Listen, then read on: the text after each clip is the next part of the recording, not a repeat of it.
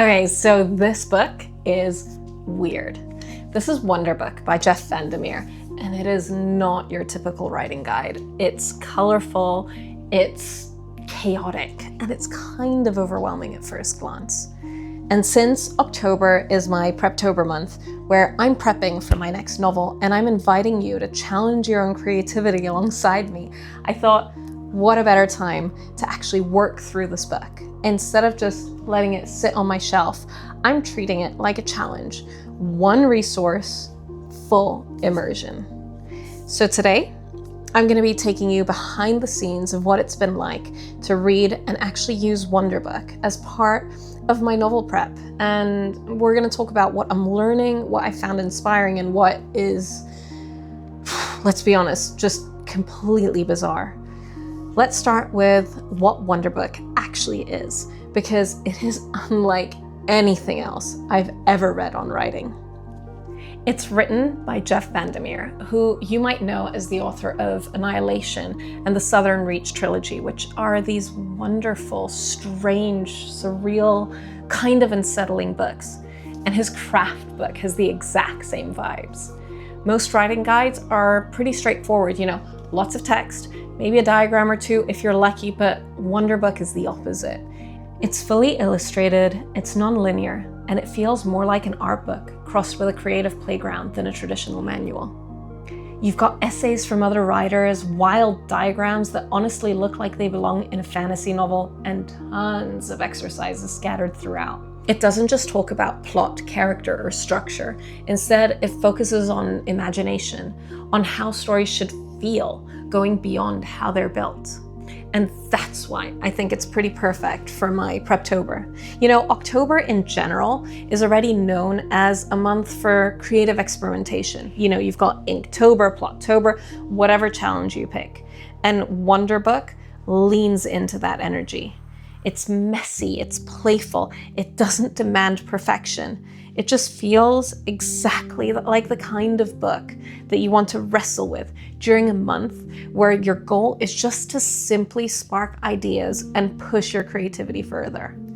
I actually want to work through this book, not necessarily every single page in order, but all the ones that are relevant to my story. All the ones that resonate, all the ones that spark ideas, the ones that inspire me.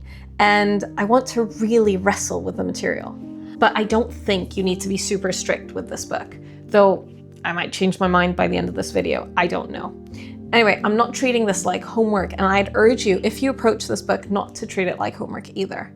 Just treat it more like a creative gym, you show up, you do a few reps, and you slowly build that muscle. And honestly, this approach seems like it'll make it more fun instead of overwhelming. So let's dive in. Wonderbook. It's so pretty. This is literally the cover page and end page. And it just gets weirder from then on.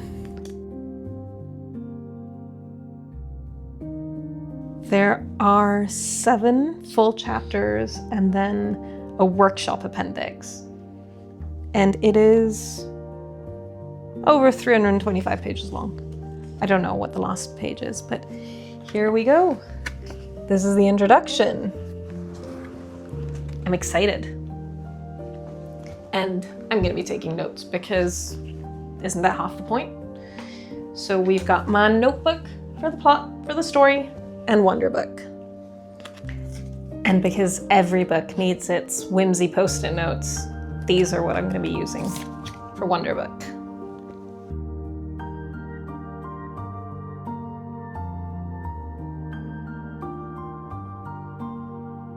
This is quite wholesome. The introduction is a little bit of a welcome to Wonderbook, check your supplies list. And it's just really whimsy from the get-go. I'm enjoying feeling like I'm part of a different world, or like this is an immersion into some other strange reality. And if you're wondering about the AirPod, it's because I'm listening to the audiobook at the same time as I do this. I love immersive reading. It really helps when I want to remember and embed a lot of the information in my brain. I mean, seriously, check that out. It's just bizarre. I feel like I could just sit and stare at this for ages. It's the history of science fiction, and you've got everything from like Kafka and C.S. Lewis, Philip K. Dick, Dune, Frank Herbert. You've got space opera, you've got weird tales, you've got Lovecraft stemming out of that, you've got Tolkien and Gormenghast, and I mean, it goes all the way back to the Castle of Otranto, Faust. Ugh, so much. This is super fascinating. Whoops. You've even got little Jules Verne in a hot air balloon flying out. Yeah, I like this book already.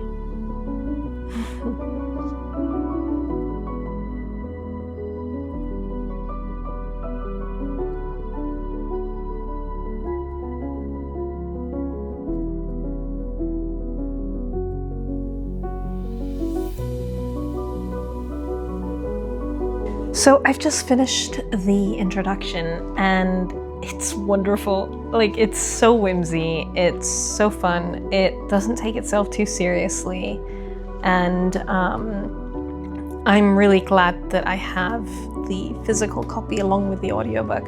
The audiobook is great, but seeing all the designs and seeing things like the guides that are going to help you along the way, in the margins and everything, I think makes a big difference. And unfortunately, that's it for today. I have to pause, because life, and I'm going to be picking up chapter 1 tomorrow, hopefully in the morning, so that we can just dig into this. Chapter 1 is titled Inspiration and the Creative Life. Whew. I'm excited. So I ended up reading some more last night. After the first video, I read chapter 1, and I liked parts of it a lot, and then other parts I didn't connect with as much. My key takeaways, let me flip 2 pages, were I really liked how Jeff VanderMeer talks about write what interests you rather than write what you know, and the contrast of that. This is his quote. It's, "The received wisdom in many books and online articles is to write what you know. The problem with this advice is that what you know may not interest you, just as what you're talented at may not interest you as a career. A writer often has to be a kind of benevolent liar to convince the reader that he or she is an expert in the absence of real expertise. You can always find out what you do not know, but you can't fake that spark of curiosity that comes from being interested in something." And then he continues on talking about different things that you should write about. You should write what's personal, you should write what's uncomfortable.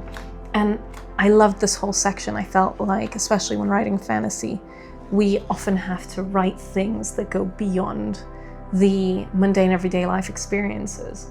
But at the same time, we do write about things that are deeply human, deeply personal, and deeply relevant, just with a veneer of something magical or something beyond. So that part of the chapter I loved. And toward the end, I mean, there are other bits that I adored. There was an article by Karen Lord, and her thinking was fascinating.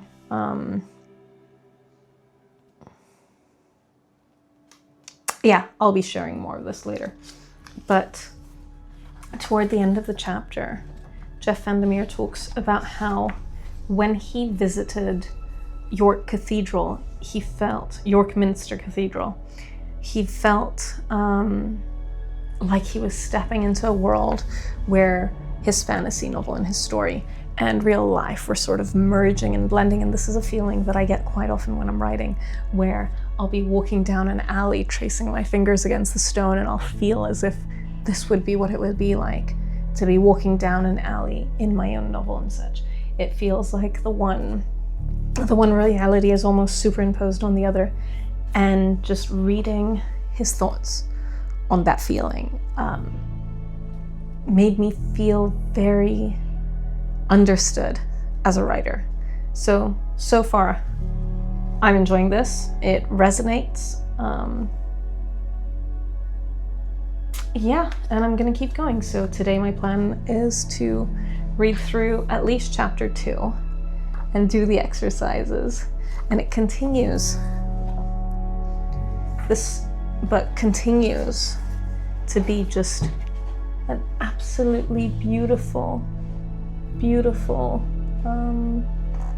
and fun and whimsical and a little bit chaotic narrative. Yeah, let's see how day 2 goes.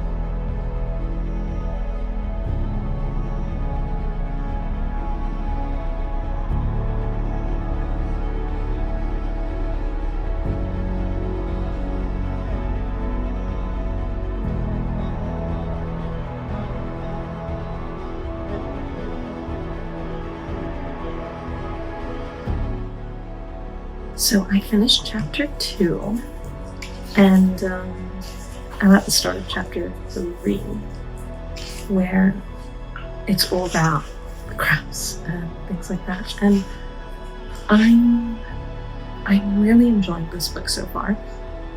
Chapter 2 was basically approaches to writing when you write a novel versus a short story, poetry, or a novella, and things like that. So I didn't find that as captivating, but there were parts that just were fascinating. Like there's this quote that talks about what the reader wants. And it says, the reader only cares about what he or she experiences on the page. That's why you must not mistake the progress of your inspiration for the actual progression of the story. The scene that sparked your desire to create fiction may not be the starting point of the story, and the story itself may not even be about what you thought it was about to begin with. Well, what it was about when you wrote the opening. And I find that fascinating because it's so true. Deciding where to start a story is difficult. The story I'm going to write next is going to span maybe a decade in time with different key moments happening. And I'm not sure how to manage that time span without having really bad lulls in between interesting events and without just time skipping. I'm not sure. I'm going to figure it out. But maybe the scene that sparked my desire to write it isn't the one I should start with. And I should keep this in mind when plotting. Another thing that stood out in the second, that's actually from chapter 3. Okay. But another thing that stood out in the second chapter is this really quite, there we go, humorous approach to the life cycle of a story. And it starts off with imagination in the beginning of the rough draft, and the rough draft is like this little tiny tadpole, and then it evolves into additional drafts and final drafts, and then there's the story that's dead and awaiting resurrection. Let me do it this way. You know, the imagination in the start of the story, the beginning. Some ideas just stay there and germinate. Then you've got rough drafts, and then abandoned stories, additional drafts, and then stories that just die, final drafts sent out for submission, and then there's just this cycle with rejection. But then when there's acceptance, then there's the editing process, and it just keeps going and going and going. And it goes from good to great, or mediocre to terrible, or indifferent. And it just, we go round this cycle every time we write. And yeah, for now, I've stopped here. I've never sent out anything on submission. I've helped friends send out their stories to submission. I've helped them get their stories out to the public. But I feel like mine go into a drawer over here somewhere along the final draft. And yeah, I'm really happy that this story I'm working on, I feel, will go through the whole cycle. We'll see. We'll see when it's done. I don't even know when that's going to be or how I'm going to feel about it, but I'm so excited right now. Anyway, I'm going to keep going, keep working through chapter 3. Ooh. Okay, this is fascinating. Anyway, this is where I'm at. The lure of hooks and how to start the book with a hook. So I'm going to keep going with this, and we'll see how long we get through.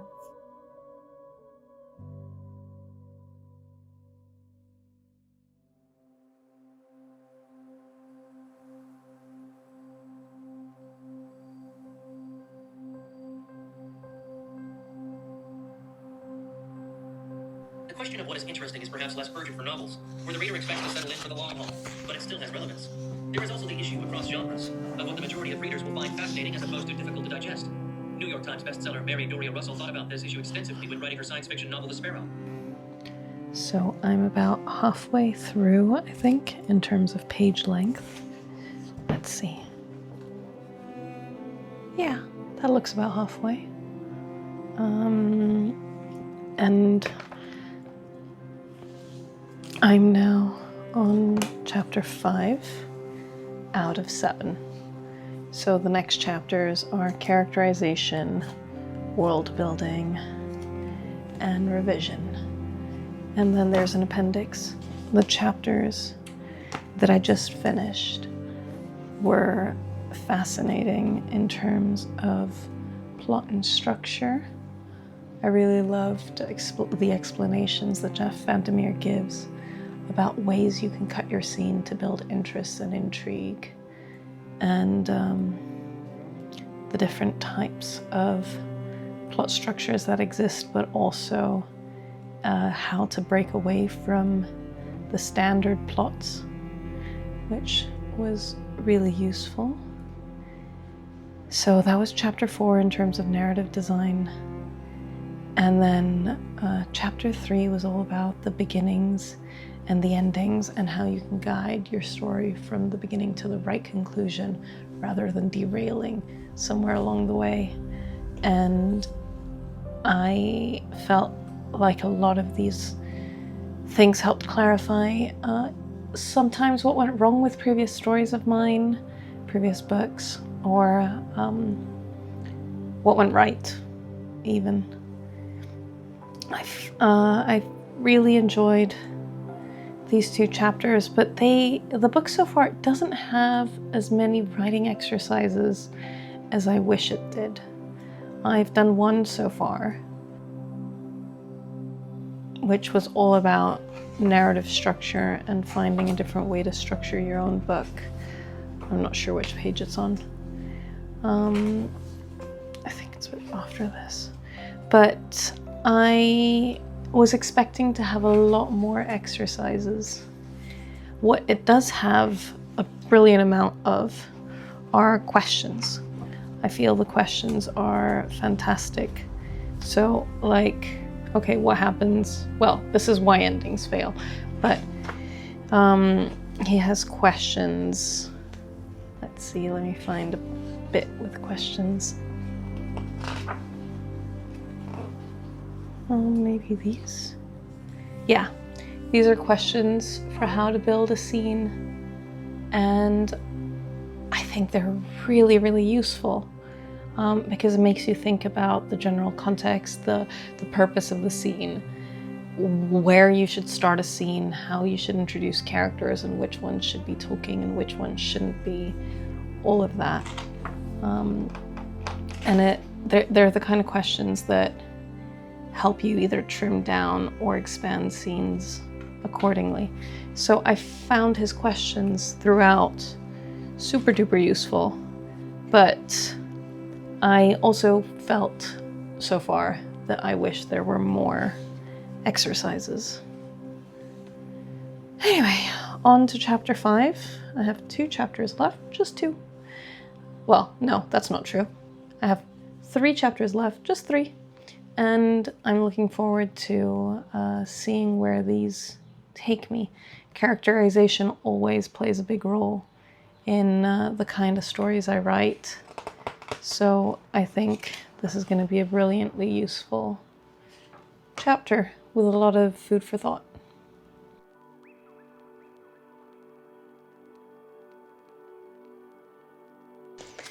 So that's it. I finished Wonderbook. I finished reading through it. I finished doing the exercises and making notes. And it was both more and less than I was expecting. I was expecting a book that would help guide me through my prep and help me prepare for the novel I'm writing.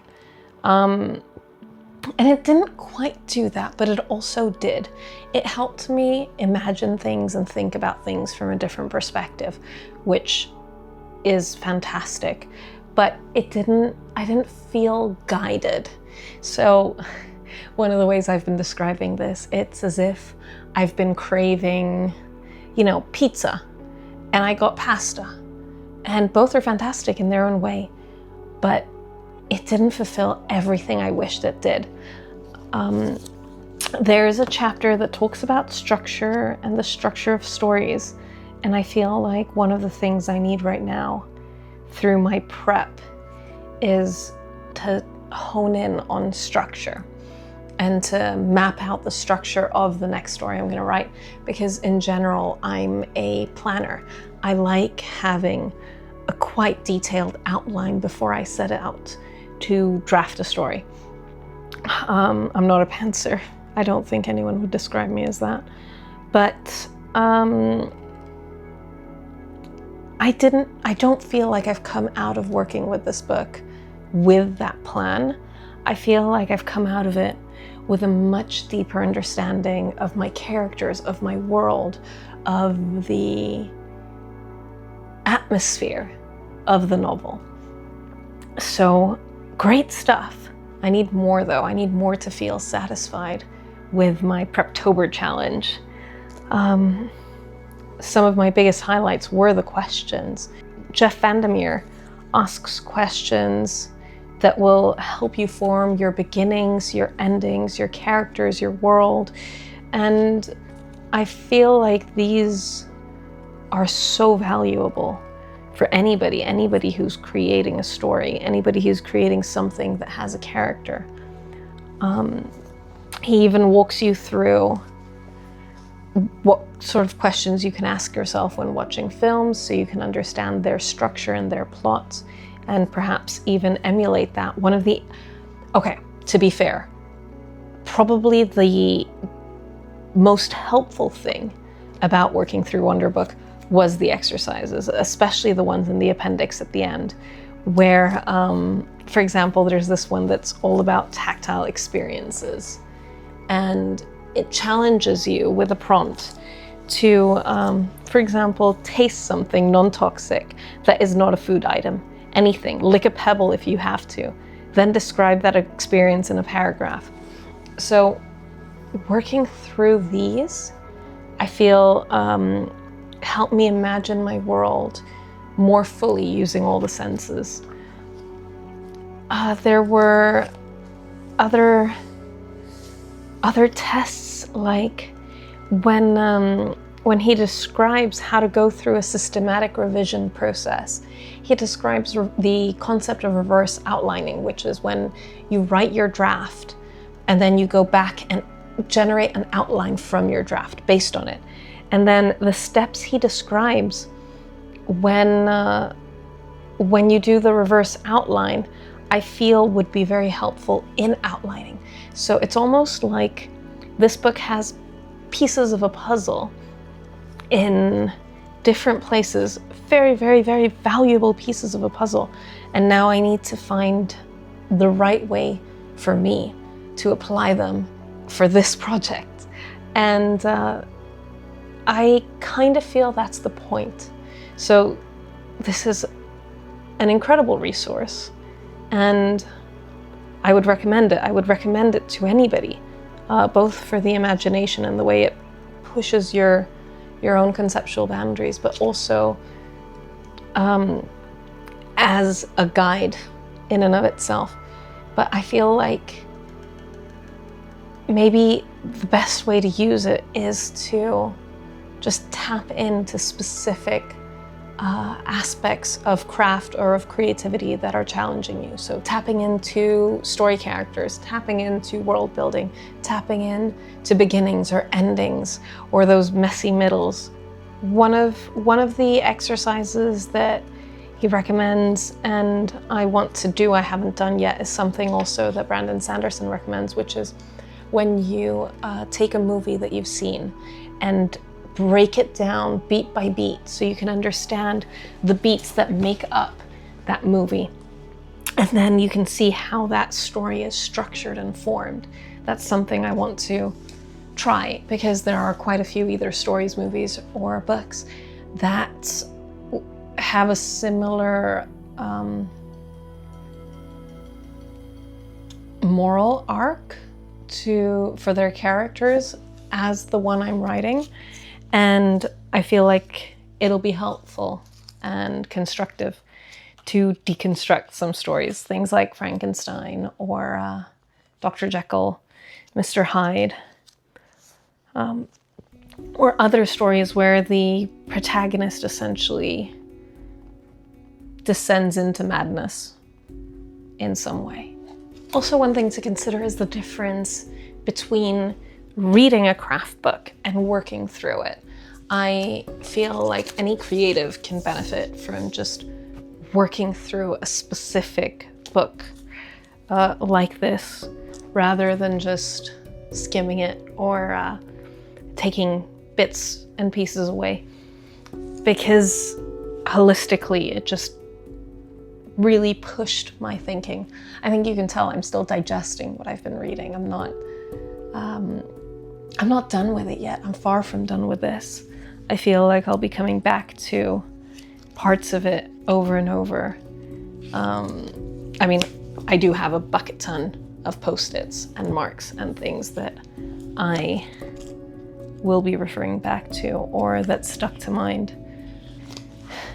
So yeah, working through Wonderbook has been a lot. It's been messy, it's been exciting, it's been inspiring, it's been confusing, it's been a little bit of everything, and it's always been fun, which makes it perfect for Preptober and for where I am right now with my creative project. But I also want more. I need more. I might turn to some other writing resources that I have here. Maybe go through Save the Cat again or something, because I feel like I need more help with structure right now. But I'm grateful. I'm grateful for having made my way through this, because it's helped me think about things differently, think about characters and world building, beginning and endings, hooks and arcs in a much deeper way. But not just for my novel, it's just about creativity in general.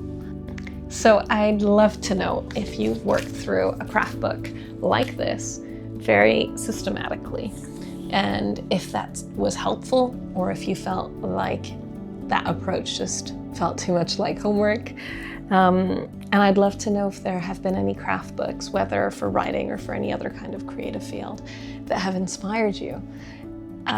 Let me know, drop them down in the comments. I'm always on the lookout to find more resources that are just invaluable for our creativity. And if you're in your own version of Preptober, let me know how that's going for you. If you have any hiccups or any stumbling blocks, let me know and let's work through those together. Next week, I'm going to be diving into prompts that spark our creativity. So if you like that kind of thing, stick around, subscribe, and we'll be working through more guides together. We'll be trialing different creative routines together. So if that's your cup of tea or coffee or hot cocoa, I'd love for you to subscribe. And thank you for spending time with me today.